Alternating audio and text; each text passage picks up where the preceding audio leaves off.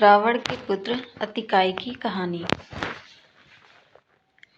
हम सब ने रावण के ज्येष्ठ पुत्र मेघनाद के विषय में जरूर पढ़ा है, सुना है, किंतु रावण के दूसरे पुत्र अतिकाय के विषय में अधिक जानकारी नहीं है।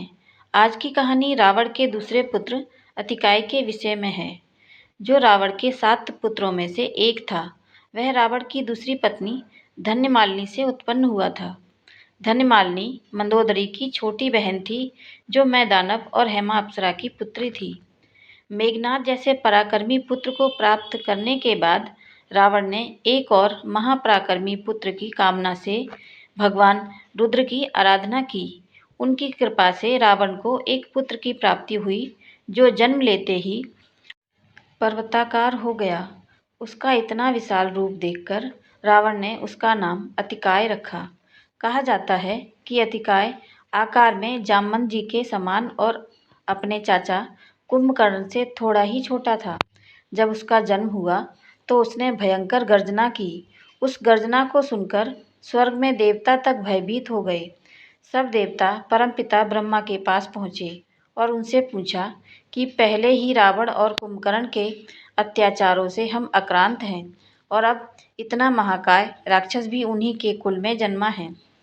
इसके वध का क्या उपाय है? तब ब्रह्मदेव ने उन्हें संतावना देते हुए कहा कि समय आने पर भगवान विष्णु के अवतार श्री राम के छोटे भाई के द्वारा इस राक्षस का वध होगा।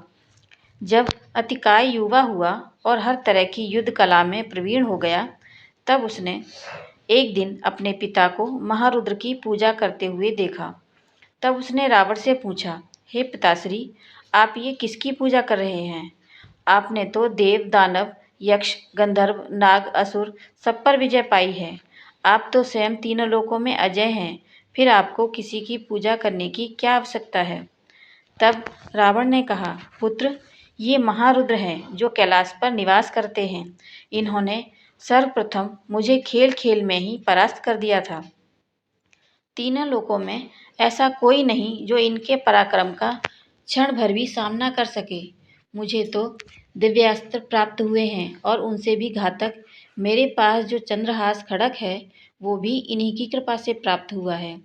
तुम्हारा बड़ा भाई मेघनाद, जो आज तीनों लोक में अविजित है, वो भी केवल महारुद्र द्वारा प्रदान किए बल के कारण है।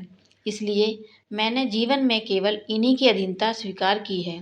ये सुनकर अतिकाय ने कहा, पिताश्री, आपके द्वारा महारुद्र का वर्णन सुनकर मुझे भी उनके दर्शन की लालसा हो रही है। मुझे बताइए कि किस प्रकार मैं उनकी कृपा प्राप्त कर सकता हूँ। ये सुनकर रावण अत्यंत प्रसन्न हुआ और अतिकाय से बोला, पुत्र, ये सुनकर मैं अत्यंत प्रसन्न हूँ। तुम आज से ही कैलाश प्रस्थान करो और महारुद्र के दर्शन प्राप्त करने का प्रयास करो। अगर उनकी कृपा तुम्हें प्राप्त हो गई तो तुम भी अपने भाई की भांति अजय हो जाओगे। किंतु एक बात का ध्यान रखना कि उनके समक्ष किसी प्रकार का दुस्साहस न करना और सदैव विनम्र रहना, अन्यथा तुम्हारा नाश अवश्य भावी है। अपने पिता से परामर्श प्राप्त कर अतिकाय कैलाश पहुंचा। वहां पर शिव गणों द्वारा रोके जाने पर उसने उत्पात मचाना शुरू कर दिया। वहां का कोलाहल सुनकर भगवान रुद्र क्रोध में वहां आ पहुंचे। जब अतिकाय ने उन्हें देखा तो उनके तेज को सामने उसे कुछ नहीं सूझा। जब रुद्र ने एक राक्षस को देखा, उत्पात मचाते देखा, तो क्रोध में आकर उन्होंने उस पर अपने त्रिशूल से प्रहार किया। तब अतिकाय ने असाधारण वीरता का प्रदर्शन करते हुए उनके त्रिशूल को मार्ग में ही पकड़ लिया और तत्काल महारुद्र को प्रणाम करते हुए उनके समक्ष दंडवत लेट गया। उसका ऐसा पराक्रम और नम्रता देखकर महारुद्र अत्यंत प्रसन्न हुए। उन्होंने उससे उसका परिचय पूछा। तब उसने बताया कि वो रावण का पुत्र है। तब भगवान रुद्र ने कहा, अद्भुत, ऐसी वीरता केवल रावण के पुत्र में ही हो सकती है। मैं तुम पर प्रसन्न हूँ, वर मांगो। तब अतिकाय ने उनसे शक्ति का वरदान मांगा। उसकी कामना सुनकर भगवान रुद्र ने उसे अतुल शक्ति प्रदान की और साथ ही विभिन्न प्रकार के दिव्यास्त्रों का भी उसे ज्ञान दिया। क्योंकि अतिकाय ने महारुद्र का त्रिशूल पकड़ा था, इसलिए भगवान रुद्र ने उसे अपने त्रिशूल के समान ही एक त्रिशूल प्रदान किया। इसके अतिरिक्त उन्होंने उसे कई दुर्लभ अस्त्रों का ज्ञान दिया और उसे वरदान दिया कि उसका वध केवल ब्रह्मास्त्र द्वारा ही किया जा सकता है। इस प्रकार भगवान रुद्र से विभिन्न वरदान प्राप्त कर अजय हो वो अपने पिता के पास लौटा, जिससे रावण को बड़ा संतोष हुआ। अतिकाय के जन्म के विषय में एक कथा और आती है कि वो उसका भाई त्रिशरा और जो रावण और धन्यमालिनी का पुत्र था, दोनों दैत्य मधु और कैटभ के अवतार थे। पिछले जन्म में भगवान विष्णु के द्वारा दोनों का वध किए जाने के बाद दोनों ने उनसे प्रतिशोध के लिए पुनः त्रेता युग में रावण के पुत्र के रूप में जन्म लिया। लंका के युद्ध में अतिकाय के अद्भुत पराक्रम का वर्णन मिलता है। जब युद्ध में रावण के बड़े बड़े योद्धा मारे गए, तब रावण ने अपने दो पुत्रों देवांतक और नरांतक को युद्ध के लिए भेजा। दोनों ने वानर सेना में त्राही त्राही मचा दी। ये देखकर युवराज अंगद ने दोनों भाइयों को युद्ध के लिए ललकारा और बहुत देर तक भीषण युद्ध कर उन्होंने देवांतक और नरांतक का वध कर दिया। जब रावण को ये समाचार मिला, तब उसने अपने दोनों पुत्रों त्रिशरा और अतिकाय को युद्ध के लिए भेजा। दोनों का रूप देखकर वानर सेना तितर बितर हो गई। अपनी सेना का ये हाल देखकर पवन पुत्र हनुमान त्रिशरा के साथ भिड़ गए। त्रिशरा बलशाली अवश्य था, किंतु हनुमान से पार न पा सका और उनके हाथों युद्ध में वीरगति को प्राप्त हुआ। तभी श्री राम ने देखा कि एक विशालकाय राक्षस वानर सेना को यूं काट रहा है जैसे कृषक खेतों से खरपतवार काटता है। उन्होंने विभीषण से पूछा, हे लंकेश, ये महान वीर कौन है जिसका आकार आकाश को छू रहा है? यही कहीं यह प्रसिद्ध कुंभकर्ण तो नहीं? तब विभीषण ने कहा, प्रभु, ये कुंभकर्ण नहीं बल्कि रावण का पुत्र अतिकाय है, किंतु आप इसे कुंभकर्ण से कम समझने की भूल न करें। ये वो वीर है जिसने स्वयं रुद्र का त्रिशूल बीच मार्ग में पकड़ लिया था। यही नहीं, इसने धनुर्विद्या का ज्ञान भी महारुद्र से ही लिया है। अगर इसे न रोका गया तो ये पूरी सेना का नाश कर देगा, अतः इसका अंत तत्काल कर देना चाहिए।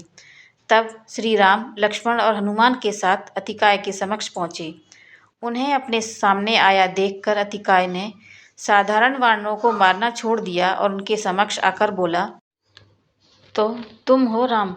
राम, लंका के कुछ वीरों का अंत कर ये समझना कि लंका वीरों से रिक्त हो गई है।